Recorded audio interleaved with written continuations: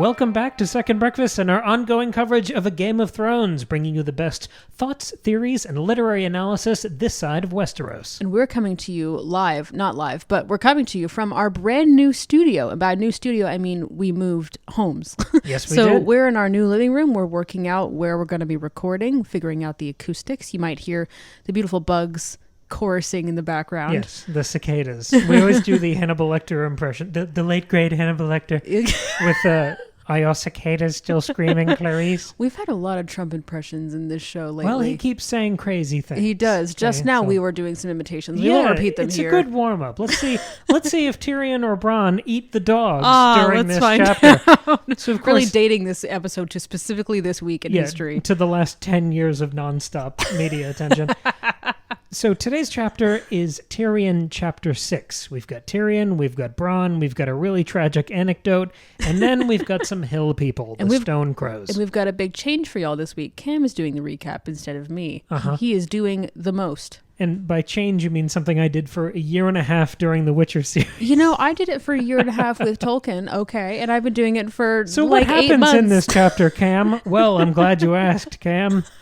Tyrion and Bronn, we join them on the road. They've departed the Eyrie, and they're discussing the mortality rate of building fires. Tyrion wants to luxuriate, move slowly with the horses, move by day, carefully through the mountains, and Bronn wants to be all sneaky and ride at night. And they're debating the merits of their respective plans. Bronn starts riffing about maybe he should just leave Tyrion behind. If he takes 2 horses, he'll have twice the chance of surviving this thing. And then we get a little recap where Bronn references, or Tyrion brings it up, but we learn that Bronn kind of silenced and killed one of his friends during the previous skirmish with Catelyn. Oops. Because the guy was making noise as he was bleeding out, so Bronn killed him. So we're kind of peeling back the onion there and seeing who this guy really is. And to counter that, Bronn asks Tyrion a personal question. He asks him why he trusted Bronn to volunteer to fight for him during the single combat. And Tyrion's quite frank with him here. He basically says that he clocked who Bronn was and trusted in Bronn's self-interest.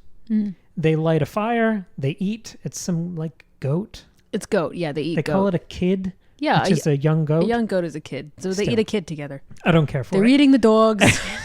There it is. God, that wasn't even a setup. You're welcome. 422 episodes, people. There it is. There it is. How the magic happens. A harsh transition here. Yeah, what happens next? Tyrion recaps his own he gives his own little vignette where he talks about on the way out of the Eyrie. Remember Mord, the guy who was his the jailer when he was in the Sky Cell? Yes. He promised to give him his purse of gold if he got out of there. And he did, in fact, give him the whole purse of gold as promised. And here we get sort of the context for the phrase that follows the family around. The Lannisters always pay their debts, or, a Lannister always pays his debts. There are different variations of it. Of course. And Tyrion confirms, they're kind of looking forward and seeing what the plan is, and Tyrion confirms to Bronn that he's innocent, that he did not attack He did not attack Bran, nor did he order the attack on Bran that he was imprisoned for, but that he's intent, whether he goes to King's Landing or Casterly Rock next, he's intent on finding out who did order that hit. You got with his knife. It's with his knife. It's hard. You got knife, you got hit, you got Bronn, you got Bran. It's a lot. I'm really proud of you for getting through this. I'm slaloming through this recap. You got it. It's okay. So Tyrion starts whistling an old song, and he's reminded of where he learned the song. And here's where we get the tough part. Oh, it's tough. It's so sad. He's reminded of, quote, the first girl he ever bedded. And he recounts that tale to Bronn. So he and Jaime saved this girl from some scary guys she was running from when they were really young. And Tyrion took her to an inn to feed her and help her, and Jaime hunted the attackers into the woods. Tyrion immediately fell in love with the girl. They slept together, and he bribed a drunken septon and married the girl. And 2 weeks later, after they were in this little village and in a little house, the septon told Tywin, Tyrion's dad, he told Tywin everything. And then Tywin and Jaime got together and told Tyrion the truth of what happened. That the entire incident, the girl running from the guys, all of that, everything was staged. This like heroic rescue. All of this was staged by Jaime because he thought Tyrion was of an age that he should bet a girl. 13, by the way. Yeah, I was building to that. Okay. Crazy. And they say that the girl was a prostitute. And that Tywin then gave the girl to his guards and made Tyrion watch the whole time. And then, when everyone else had gone, he made Tyrion go last and pay the girl with gold. And Tyrion was 13 at the time. That's tough. Then he really goes to bed, sort of sarcastic and emotionally detached. He's like, well, enough of that. Yeah, he says, wake me if we're dying. It's a beautiful moment of male friendship. It's lovely. No, it is. It's great. And then Bronn wakes Tyrion later, and they can tell that they're surrounded by people who know this mountainous terrain much better than they do. Mm-hmm. And these people introduce themselves as the Stone Crows, these scary hill people. Mm-hmm. And Tyrion takes over, interestingly. He kind of shushes Bronn a few times when he tries to threaten or kind of square up with these guys.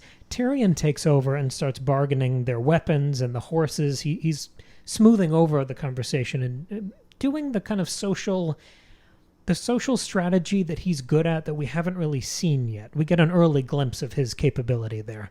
And ultimately, in exchange for their lives and their escape and safe passage through the woods, he offers the Stone Crows the Vale of Arryn. It's great. It's really good. That really well done, Ken. There's actually quite a lot of information in this chapter to put together. So thank you for doing that. Sorry if I was a little rusty there. You know, it's okay. It's hard when all these names sound the same and we just moved and it's 8 p.m. You know, it's one of those things. But now it's time for the actual just like into the ideas, which I think we're very good at. Mm-hmm. So I actually found myself in this chapter, there were lots of things that returned for me. A lot of times the way that this ends up working, because we're doing this, you know, just once a week, we're reading this book really slowly. And I tend to not forget the things I've talked about before, but more I'm so like hyper focused on the chapter at hand that I don't often reconnect threads unless it's really overt. But I found it to be really overt here, which is interesting because I feel like it's been forever since we actually sat down and recorded because we were dealing with the move. But I found a couple things returning here. One thing, it's small, but I thought it was interesting because it was so sort of odd and extraneous the first time we noticed it, and that was in one of the Catelyn chapters when they were going to the Vale. So they hadn't even gotten there yet. So it was a while back. And it's the shadow skin cloak. It's when they steal that cloak from one of the hill people that they kill successfully in this battle. The cloak ends up with the singer that they have. And Marillion? Yeah, that's his name. It didn't start with an M. And then Tyrion wins it from him in a game of cards or chess or something. And so I had talked about that cloak and the Shadowcat thing as this like symbol of the corruption present throughout Westeros and how you have to kind of embrace it and like be aware of it in order to survive. That's sort of what I had talked about. And here we see that cloak again because Tyrion still has it even after being imprisoned. He got it back after, you know, being let go by Lysa. And right before they're going to bed, after Tyrion has told that really tragic backstory, he's like laying it out to lay down upon it. And then the next thing he says to Bronn is, "Our friends are taking their sweet time." And here he's talking about these hill people who they know are around them. And like, they know they're going to get attacked in the middle of the night, but they're approaching it with this like sarcasm and sort of like grim acceptance of the harsh realities of the world. So I thought it was interesting to have that cloak there as like he's sort of laying out in front of him, I know what this world is like. I know what's around me. I'm not going to shy away from it. And I'm almost going to laugh at it because what else can I do? And so I just thought that was a nice way for that thread to continue here. Just a little thing, but I thought it was fun to point out. No, I like that. And I always enjoy pivoting back to theories and evolving them where it's appropriate. I think that's how we developed ideas like the distillation echo. Right. So I'm glad you kind of kept an eye to that because I've talked about this before. I think I said this on an episode with Tristan that every episode is my first episode because yeah, you've forgotten everything. My brain just flushes the toilet and I forget everything the second I stop saying it. Every day of your life. That's how it goes. I appreciate when something is overt enough to jog a memory like that. I love those little connections, and I think it's intentional or no, subliminal or no, an interesting insight into the text. So something I want to play with, I have one big idea here, and there's a question in the middle, and then I want to kind of play with the possibilities. And this was actually inspired by something you did last week. Oh, okay. You talked about Tolkien a lot. Yeah. And, we've done these journeys. This is our third long-form fantasy literary analysis journey going through George R.R. Martin and A Game of Thrones. The first one was Tolkien. We did The Hobbit and all the Lord of the Rings. And then we did all 8 Witcher novels. Mm-hmm. Well, 2 of them aren't novels, but you know what I mean. Books. And we Paper inside of a spine. Yeah, and there's obviously a lot of Tolkien in the George R.R. Martin discussions because he's much more of a Tolkien expert than we are. And, right. We talk about him having a Sam and a Pip and all these sort of touch points throughout his fiction with Tolkien. But I think there's a lot of Sapkowski here, too. And because I have such a hold on those 2 guys after spending a year and a half just chipping away at their brains, basically, in these conversations, I found them both kind of in conversation within this chapter. So, well, that's interesting, too, because they're contemporaries. At least, like, these early books for both of them are in the 90s. So it's, maybe not me that one is, like, intentionally drawing upon the other, but it's more like similar ideas are percolating during this decade. I think that's interesting. Yeah, it's not intentional in the same way that George R.R. Martin jumping off from Tolkien seems to be intentional. Right, yeah. The way every fantasy writer is jumping off of Tolkien. Yes, but for the purpose of us and sort of our canon and theories and conversations we have, I think we can talk about it with sort of a lineage. So I zoomed out from this chapter after I finished it. I really enjoyed the process of reading it. I enjoyed the stories that these 2 guys were telling each other.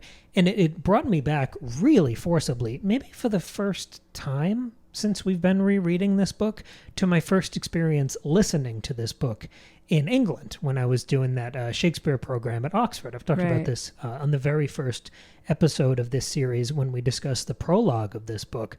I talked about my history with it and reading these books for the first time, listening to them as I was walking through Oxford and doing things in that program.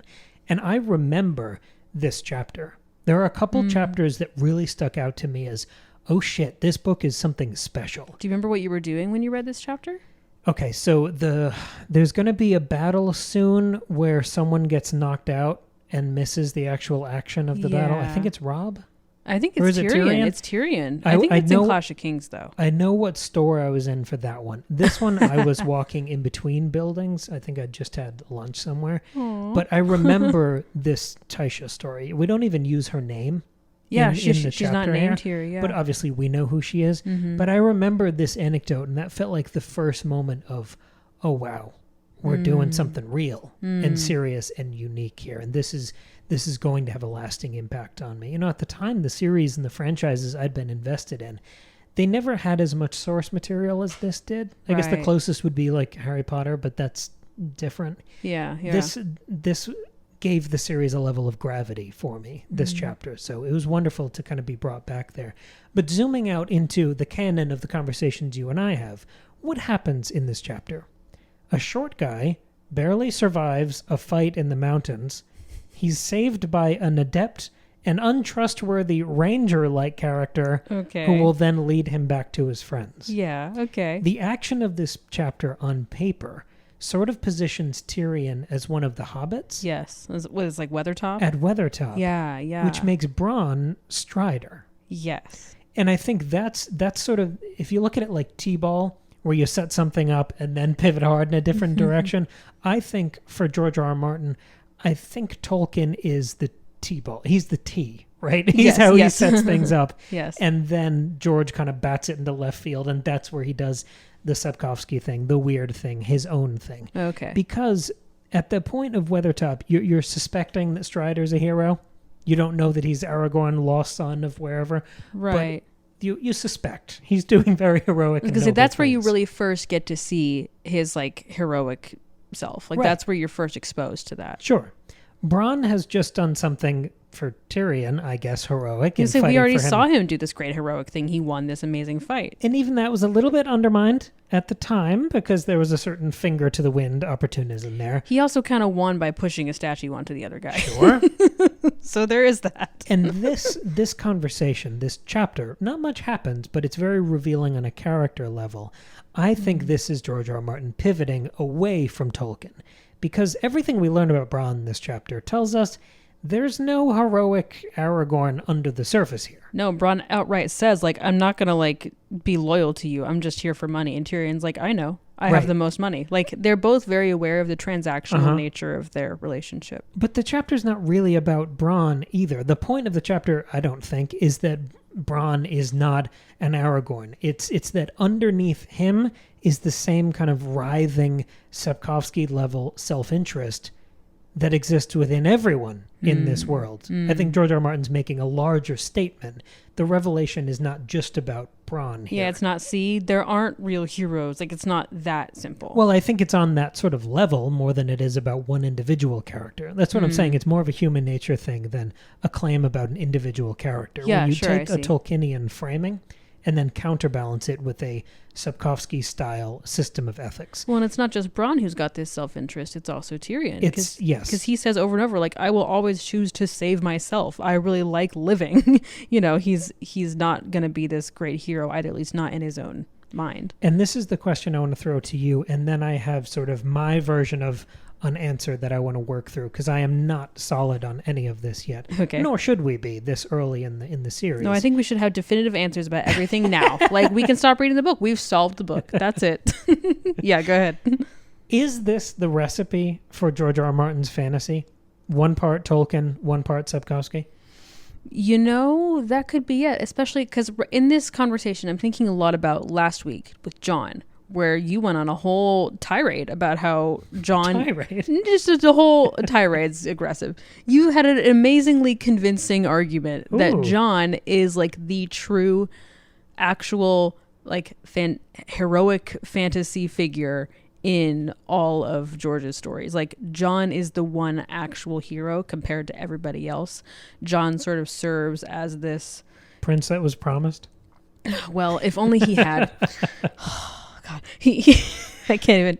Every time season 8 comes into my brain, I'm just like, nope, I can't think about it. Anyway, John is sort of this like counter to the grimdark fantasy that we're talking about, and that's what's at present here. So if you want to simplify it down, yeah, like John is the Tolkien thing, and like this harsh reality about Bronn as this like almost anti-Aragorn is more the Sapkowski thing. Like, that's so simplifying it, but I think I know what you're saying. Yeah, it's like it's both of them working together to create this really like fascinatingly grounded and realistic world, but still with all these fantastical elements and still with this great like fantasy, like this thing, the love you have for fantasy, and that you love the heroism and the majesty and the romanticism. Like, it's got all of that in there.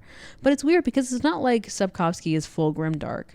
It's more that Sapkowski's stories really highlight the self-interest thing that's present throughout humanity, but it's not like his world is only grim and dark and terrible, because there are moments of great heroism and beautiful relationships and friendship and stuff, but it's the self-interest is such a, and like the problem of evil thing is such a important theme in his books in a way that is not really here in George R. R. Martin, but it is there as an essential ingredient. Yeah, I know what you're saying. It's an imperfect calculus. I think it's sort of reductive on purpose to just sort of provoke conversation. Yeah. I don't think it's quite the recipe, but I think it's close. But trying to parse those differences is the thing I want to play with here. So if you let me walk through this. Let's do and it. Feel free to jump in at any time, because as I said, this is a work in progress. I don't think this is quite the recipe. One part Tolkien, one part Sapkowski. I don't think that's quite it, because the flavor of self-interest in Westeros is slightly different than that of the world of The Witcher. Oh, okay. How I so? think it's less... I'm glad you asked. I know how to ask probing questions. I've done this it's- 421 other times. That's true. I think it's a little less Hobbesian. We talked about Thomas Hobbes and the Leviathan, the state of nature a lot every week during The Witcher. We did a lot of philosophy in The Witcher. Yes, we now did. that you say it. That's why I loved it so much. Yeah. Where it was about the world being this sort of grasping free-for-all. And I think the self-interest for George R. R. Martin in Westeros is a little different. I think it's more about free market opportunism. Because, and I'm glad you asked. What is that, Cam? Help me define that. The thing that really caught me in this chapter, it did sort of help that I did the recap this week, is that almost everything that happens here is explicitly transactional. That's why I'm framing it as free market opportunism. I'm using the economical side as almost a metaphor, or a language to talk about this difficult system. A couple examples. The bargain with the Stone Crows. The Tysha backstory with her being paid off and set up. Yes. Tyrion paying off Mord like he said he would.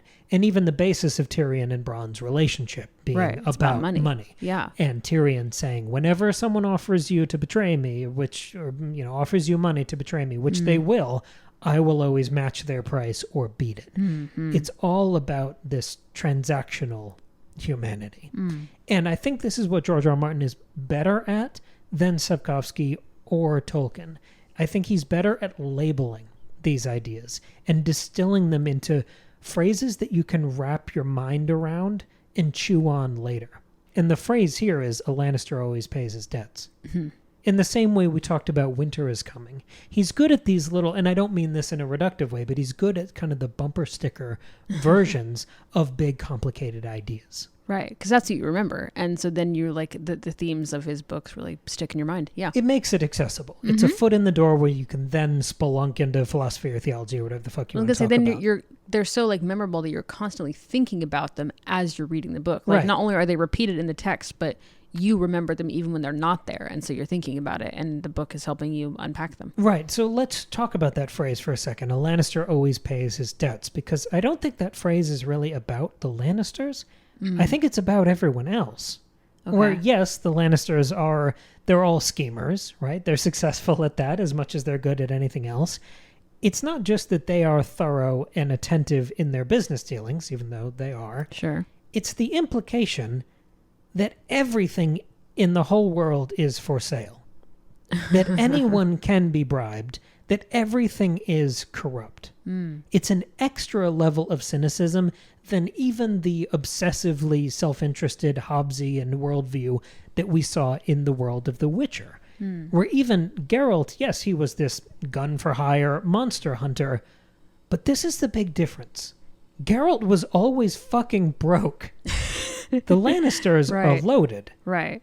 So Geralt was aware of this sort of opportunism and finger to the wind thing, but it didn't work that well for him because he never had any money. Right. And like his doing all this stuff, not out of the goodness of his heart, but for money, was a survival thing. I mean, I guess he could have chosen a different career. He could have been a cobbler or something, but he became a witcher when he was a child and that's all he knows. And so he does what he is trained to do, and that's how he makes his money, and he doesn't make enough of it, so he has to constantly kill monsters. But he doesn't swindle people.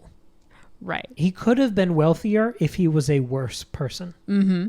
And he wasn't. And I think that's most of the reason why he was always broke. So even though the world around him was incredibly cynical, because he was our lead character and he wasn't really that way, even though he tried to be and professed to be. And so he tried to stay out of things and not be involved and not care, but of course it didn't work. Right. It didn't work. So there is a warmth and hope at the center of his character. But in the same way Geralt is always broke, the Lannisters are always and forever loaded. So in that respect, if we're talking about corruption and bribery, it's kind of game over. Like the system is rigged, but also they won. Yeah. They're on the right side of that equation. And that kind of confirmation of the world being rigged, everything being for sale, every time you jangle the purse of money in front of someone, they do exactly what you want them to do. That kind of finality, I think, is sort of what has broken Tyrion, because it precludes any sort of hope or idealism of the kind that we saw frequently in Geralt. And I think it's developed this working theory in Tyrion that he doesn't say here, but I think is true to the character. I think he kind of believes that deep down, everyone is Tywin.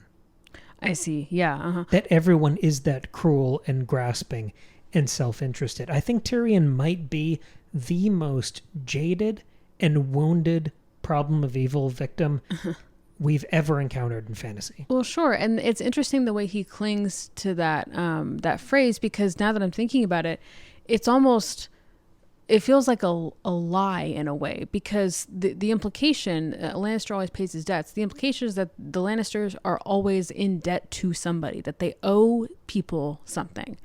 And that's never true. If anything, everybody else owes the Lannisters. Like everybody is in debt to the Lannisters. The crown.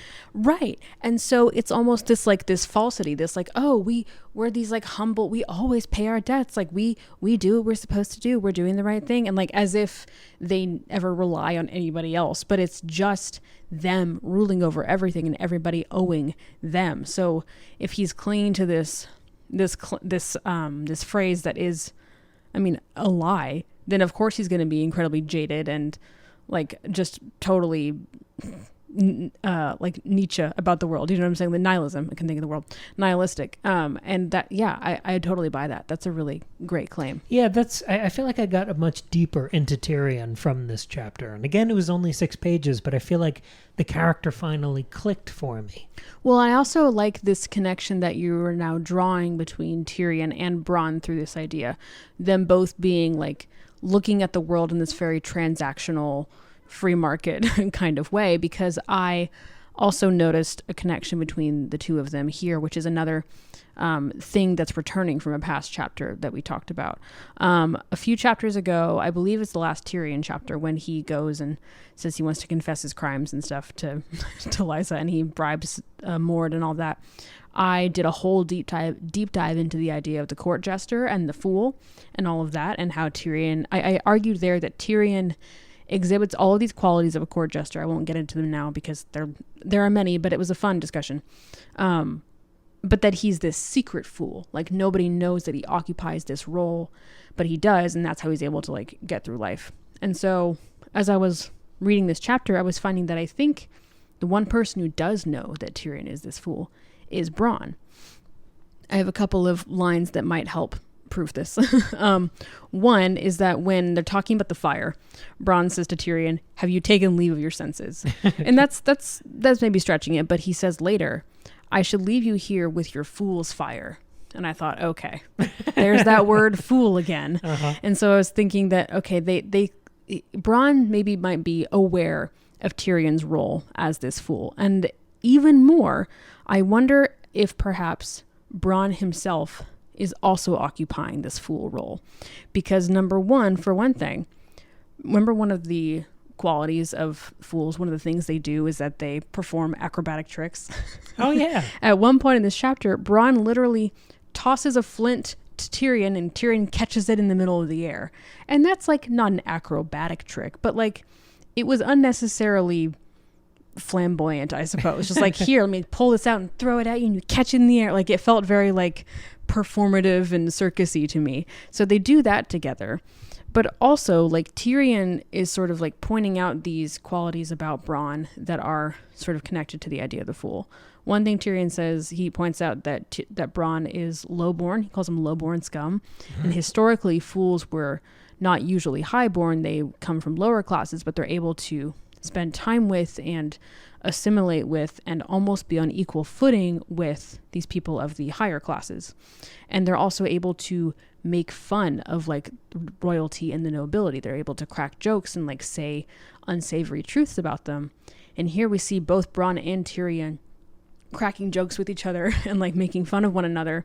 And Bronn is saying things to Tyrion that normally a sellsword would not be able to say to or about somebody who is a blood relative of the queen. Like he wouldn't normally be able to do that, but Bronn is able to do that, and Tyrion doesn't seem to mind at all. We also see that both of these guys are smart. Remember, historically, fools are actually very smart, but they're pretending to be stupid and making all these jokes, but they're actually very intelligent. And Tyrion says the whole reason he chose, or the reason that it was able to work, that Bronn could fight for him. Tyrion says, "I was counting on your being smart enough to know where your best interest lay. Happily for me, you did." And so Tyrion is aware that Bronn is smart. We know that Tyrion is smart. Bronn knows Tyrion is smart. So I was just finding these like similarities between the two. And I think that Bronn is also sort of occupying this role. And the other thing that's fun about fools that I said last time is that they sort of, because they're in this weird state where they're kind of not fitting in, like they don't fit in anywhere. They're not part of the nobility, but they're not part of the like peasant class either. And they're not really taken seriously, but they get all these privileges and it's very weird, and they're really in between. And that's kind of where Bronn is too, because he's not just a normal sellsword. Like he's lowborn, but he also gets to spend time with and almost be on equal footing with Tyrion, this brother of the queen. And so I just found that to be really interesting. And I think that fool mentality and identity that they both take on is how they survive the very harsh world that you just laid out in your point. I thought that was a fun way to compare them. It's an interesting way that Tyrion is trying to relate to Bronn, because they are both performing. But if you look at this chapter, the first time, I think it's the first time they're alone, because of course on their previous interactions, he was under arrest. Catelyn was there, Marillion was there. There was always one of Catelyn's guys was always with them. Yeah, this is the first time they're alone, and there is more of a silliness between them, but there's also sort of a confession. They both kind of step into the booth and tell something awful that they've done. So they're sort of both performing in the same way, but they're also stepping off the stage and being real with each other. Yeah, right. And maybe that's where he's connecting with him. I think so, yeah. So I think they're both sort of aware of the role that the other is playing, and they don't really say anything about it, but they're both aware, and there's sort of this like just this unspoken, understood connection between the two of them, and like that really puts them on this almost equal footing. Because even when they're like before the hill people show up, they're both just kind of equally taking on different like housekeeping roles of like taking care of the campsite. Like Bronn's gonna go kill the goat because Tyrion can't hunt, he's a dwarf, but Tyrion's gonna take care of the fire and like get everything set up, and like they're just sort of like not really worrying about like class divisions, and like they're just taking care of the stuff together and working together as this like pair of equals. It's really interesting. And he does tend to the horses still, Tyrion. Yeah, right. It's not like Tyrion just says, okay, like servant, you do that, because we've seen him do that with other people when he's on the road. Like when he's on the road to the Wall, he's just chilling, drinking his wine while everybody else sets up the camp for him, because he's a Lannister. But here it's just him and Bronn working together. So do you believe Bronn with this idea that he would still sell out Tyrion if it served his self-interest? Right now, yeah. I think after this interaction, if it came to it, Bronn might second guess it. So if at the end of this chapter Bronn would still sell out Tyrion, would Tyrion still sell out Bronn? Yeah, I think so. So the bonds aren't that strong. I was gonna say, I think that, but maybe that's part of what they're identifying with. That's what it is like they both know who the other person is because they're the same way. Okay, yeah. It's like, I know that you would do that because so would I. And that doesn't make them better people, but that's how people like this can connect in this world, is by just seeing themselves in each other. Yeah. Which I think by extension could later on in their relationship mean that they do take care of each other. I don't know how long their relationship goes in the books. I know that the show extends it beyond what the books do. Bronn is much less of a factor in the books. Right. But like the show was onto something in not only just having Bronn on screen because people love him. Perfectly cast. But also because they recognized the specialness of that relationship and that friendship. And I think they were right to increase it and augment it. So no, this was really fun to read and unpack. I had a great time. I loved this chapter, and kudos to you for all the connective tissue. Sure. I thought that was fascinating. Well, kudos to you for all the philosophy. We haven't done that in a minute. It's fine. I can't help it. Thank you everyone at home for the birthday wishes in the comments on the last few Did you guys know it was Cam's birthday episodes. last week? Or 2 weeks ago. Pardon me if I was a little rusty on this one. It has been an apocalyptically long week with this move. Egregious. But it's so nice to do this thing that feels so normal and part of our routine. Cam was saying, I'm not going to feel like this is our home until we record an episode in it. And now we've done it. I stand by that. Yeah, we pulled an episode out of the vault for this past Tuesday. For context, this episode right now that you're listening to is episode 422.